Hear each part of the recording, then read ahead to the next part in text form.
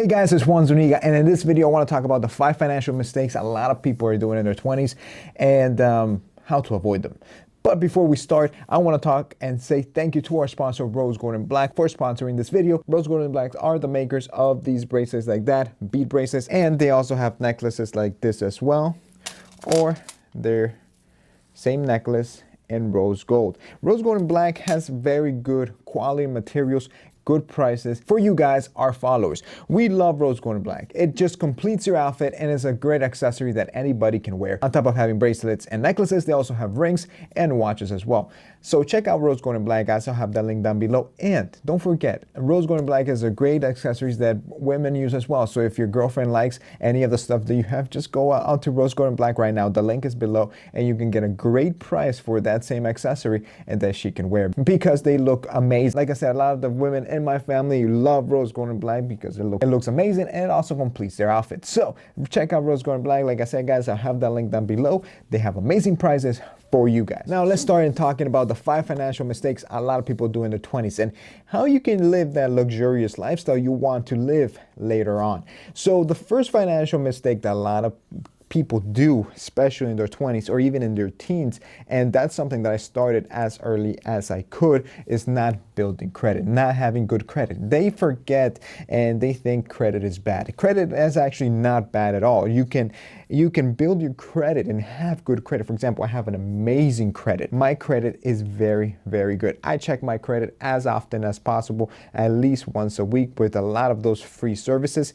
And with that, I can keep a good range or a good estimate of where my credit is at. They're not 100% accurate, but they give you a good estimate of where it's at. With that, I make sure there's no mistakes and stuff like that. And on top of that, yearly, I actually get my credit report, because yearly you have access. If you go to freecreditreport.com, if I'm not wrong, that's the link, you can actually check your credit yearly for free, because it is your right to check your credit and see what's going on. And if there's no mistakes, make sure that everything's going well. For example, I had an issue when I was younger. Me and my dad have the exact same name. I'm junior, he's senior. But in a lot of our accounts, we really didn't use junior or senior.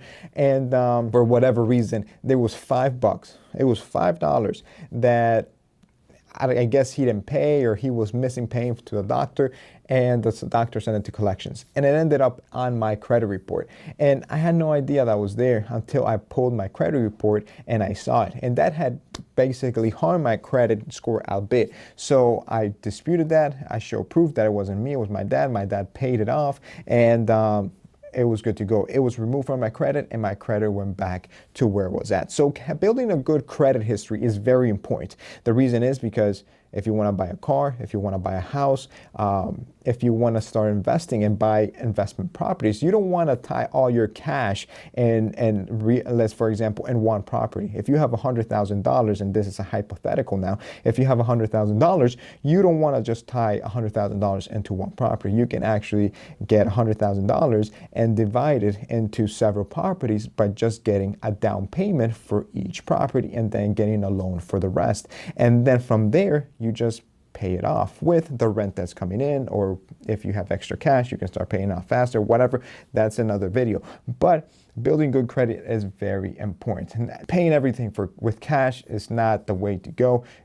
In my opinion, there's no reason to tie up all your cash in one item, especially in a car. It's depreciating. There's no reason to tie up all your cash. You can use that money to invest in real estate, stocks, whatever it is you want to do, or open your own business. There's no reason to grab $100,000 and just tie it in one property, and then just one property is bringing you, let's say, $1,000 a month, instead of having 5 properties or 10 properties, each bringing you $1,000 a month. That's, $5,000 to $10,000. So make sure you build good credit, because for the rest of your life, you're going to use it. Make sure you start as young as possible by getting, a credit card and, using that to pay for your gas and making sure you pay it off each month. Or if you can't get a credit card, you can try to go to a bank and try to get a secured credit card, and that would help you build that credit. Now, when I talk to you about getting your credit card and paying it off each month, this takes me to the second mistake that a lot of people do, and that's basically spending more than what they make or living beyond their means. Now, that's a big mistake, and a lot of people nowadays are in huge huge credit card debt, because that's what they do. They grab a credit card, they have $1,000 credit limit, or $2,000 or $5,000 or $10,000, and they believe, oh, I have $10,000 I can spend now.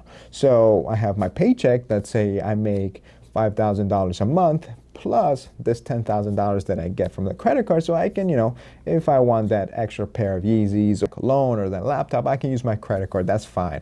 Or they say, oh, right now maybe I can't pay for it, but I know in a year or two I'll have a better job and I'll be able to pay for that. And that's the biggest mistake, because all you're doing is you're digging your grave even deeper, and you're just living beyond your means. There's no need for that. That's one of the biggest mistakes. Your credit cards are important, but only use it for emergencies and only use it to build your credit. The third mistake a lot of people do is not tracking their money. And when I talk about, spend something on the credit card and pay it off at the end of each month, do that. But to be able to do that, you need to track your money. It's kind of like when you're working out and you're trying to lose weight or gain weight, you have to track your macros. You don't know where you're going if you don't know what you're eating. And it goes the same way with your financial needs. You don't know where you're going if you don't know how much you're spending. So everything that you spend, make sure you track it. I mean, now you get credit card statements, make sure you look at them every month. If there's any unnecessary spendage, just make sure you remove it for the next month, because you don't need that unnecessary spendage. So tracking your financials and tracking everything that you spend makes it so much easier to reach that financial goal that you want to reach.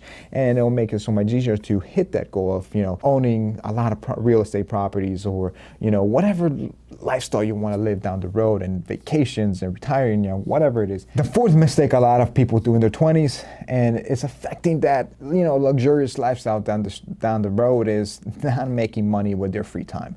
So a lot of young people have a lot of free time. They either go to school and they have some free time and they use it to spend it with friends, getting drunk, going to parties, etc.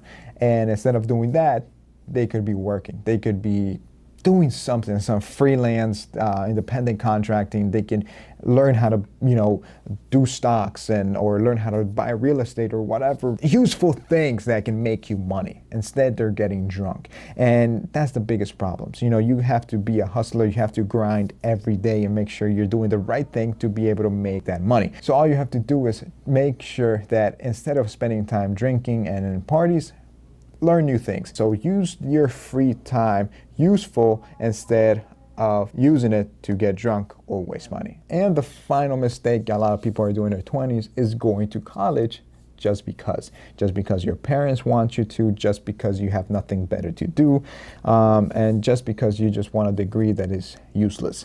A lot of people are getting women's studies or gender studies, whatever it is, some liberal arts stuff, or they're going to law school and not enjoying it. And that's one of the biggest mistakes I made. I went to law school. I wanted to do that and make some money and, be a big-time lawyer, but I hated it. And I completed it. I went through all the schooling and everything, and it was one of the biggest mistakes I've made.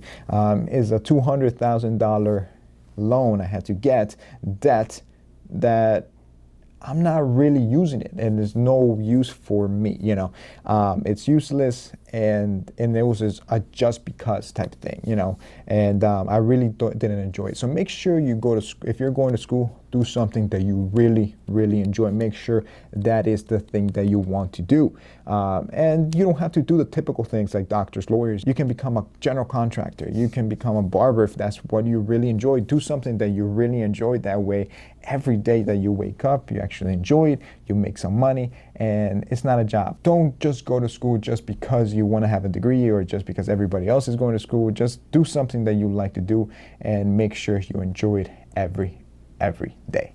All right, guys, so I hope you guys enjoyed this video. Let me know what you think. Leave a comment down below. If you want to hear more videos like this, let me know. I'll try to come up with more videos like this. I know a lot of you guys requested a video like this, so there you go. Remember to comment, like, subscribe, and I'll see you guys next time.